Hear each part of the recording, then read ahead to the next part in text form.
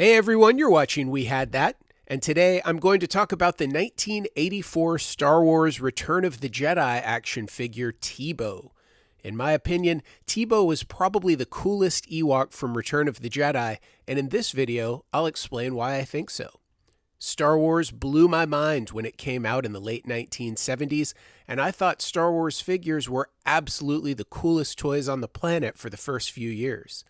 By the time Return of the Jedi came out, I was really more into G.I. Joe, but seeing the new figures got me excited for Star Wars again. I guess George Lucas wanted to keep the Ewoks a secret until the movie came out, so the two 1983 Ewoks, Logray and Chief Chirpa, were the mysterious blacked-out characters on the back of the first Return of the Jedi action figure packages. I know a lot of people weren't big fans of the Ewoks, but I actually thought they were great. So I was excited to get Logray and Chief Chirpa when they first came out. Looking back, those seem like kind of strange choices for the first Ewoks. I would have thought that Wicket would have been the main Ewok that was pushed just because of his scene with Princess Leia. But I guess by that point, Kenner had learned not to put out all the best characters in one wave.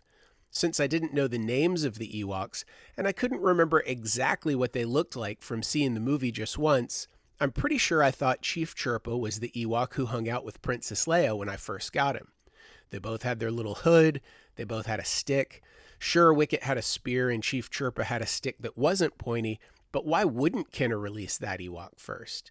Anyway, it just made it even cooler when the two new Ewoks came out in 1984, and one of them was Wicket. The other one to come out in the May 1984 wave was Teebo. Again, I'd only seen Return of the Jedi once, so Wicket was the main Ewok that I remembered. All of the other little furry guys just kind of blended together. So even though it was great to have a fourth Ewok, I didn't remember Teebo from the movie any more than I remembered Chief Chirpa or Logray. As an action figure, Teebo really stood apart from the others because of his headwear. Teebo wore what looked to me like a boar's head cowl with some feathers. On the figure itself, the feathers look like they could have been leaves, but you can easily tell by looking at his package, which I still have, that they were feathers.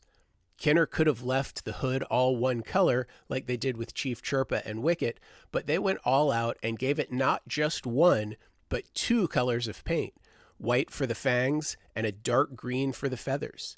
By the way, those fangs and the rest of the head that he wore turned out to be from an animal called a gurek, but that's something I didn't know until I read it somewhere online. Teebo also came with a horn that he wore on a strap over one shoulder, and he had an axe as well.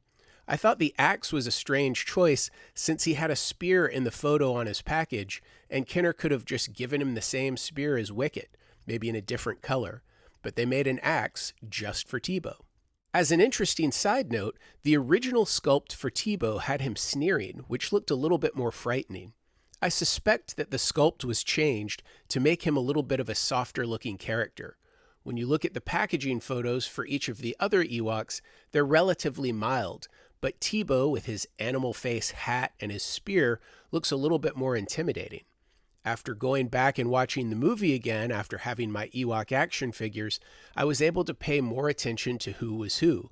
It was clear which one was Logray, and he did have a decent role in Return of the Jedi. It wasn't quite as easy to recognize Chief Chirpa, but I could tell which one he was in the movie too.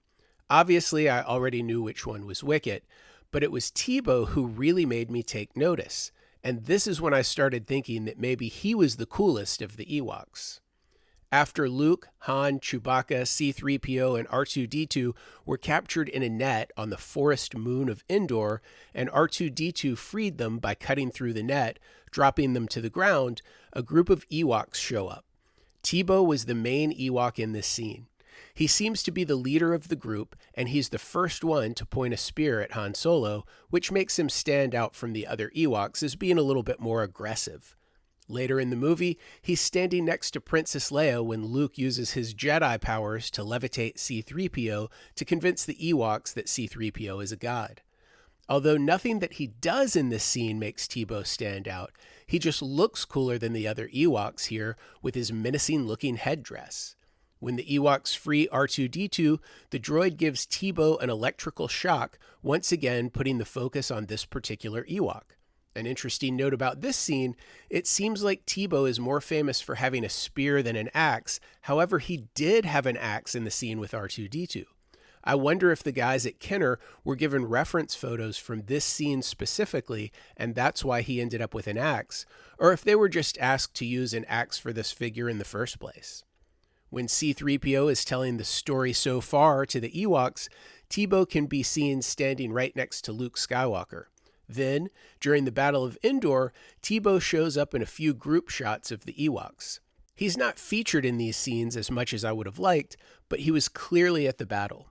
Finally, during the celebration at the end of the movie, Teebo can be seen playing percussion in the shot immediately prior to a bunch of Imperial helmets being used as drums, which I believe has led some people to think that it was Teebo playing those helmets like drums, but it was actually a different Ewok. And just for the record, when you watch this scene in the movie, it doesn't look at all like there are still heads inside the helmets, as some people seem to believe.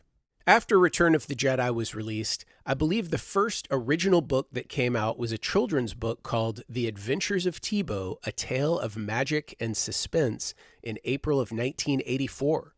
The book was written and illustrated by Johnston, who had been doing art for the Star Wars films for years. He was instrumental in creating the look and the details for the Ewoks in Return of the Jedi. He and Ralph McQuarrie were the guys who designed Boba Fett, along with many of the other characters and vehicles for the Star Wars universe. Joe went on to direct The Rocketeer, Jumanji, and Captain America: The First Avenger, so this guy has been an important name in both the Star Wars universe and Hollywood in general for a long time. Even though it was a children's book, The Adventures of Teebo included some rather dark stuff and was also a huge influence on pretty much everything that related to the Ewoks after Return of the Jedi. And the protagonist was Teebo. Granted, it was a very different version of Teebo, but still, it was Teebo. He seemed younger in the book than in the movie, and it felt like the character had been softened up for kids, but that doesn't mean that the book was soft. The book introduces the Duloks, who eat young Ewoks, then wear their skins. Some Duloks are even killed in confrontations with the Ewoks in this book. The Dulok characters end up becoming the main bad guys in the Ewok cartoon, and they came from this book about Teebo. In this book, Teebo becomes an apprentice to Logray, which also follows into the cartoon series. In the Ewoks cartoon, Teebo is significantly different from the character in the movie. Obviously, the cartoon was designed for a much younger audience, so it's written for kids and not adults and kids. But even though his character has changed quite a bit, Teebo continues to be a main character, arguably second only to Wicket in prominence, appearing in the comic books, the cartoons, and several other children's books as well. For me, the movie version is my favorite, and I'm glad that the action figure I had as a kid is based on that version. But his prominence in other Ewok stories makes him feel like an important Ewok character. What did you think of the Ewoks from Return of the Jedi? Did you have the Teebo action figure when you were a kid? Tell me in the comments below. Also, please give this video a thumbs up, and it would be really helpful if you would share it on social media. If you enjoy my content, please hit that subscribe button and the little notification bell right next to it. And one last thing, if you're a fan of toys, you should know about Toylanta, the biggest toy show in the southeastern United States, held annually just north of Atlanta, Georgia. Visit Toylanta.com for more information. As always, thanks for watching.